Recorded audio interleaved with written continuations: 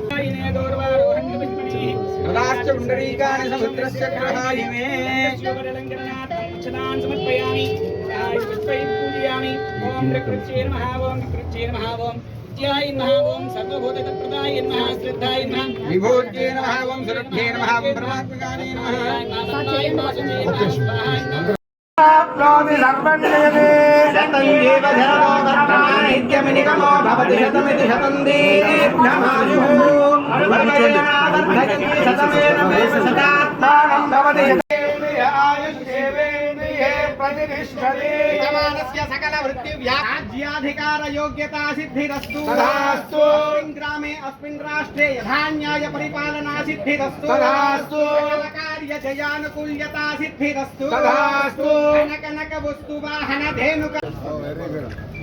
Thank you sir. Thank you sir. Good. అదే రాష్ట్రంతో మీరే ఫ్రీగా చేస్తే ఎడ్యుకేషన్ మినిస్టర్ కదా ఇదే ఉండాలి చెప్పారుగా ఓన్లీ బుక్స్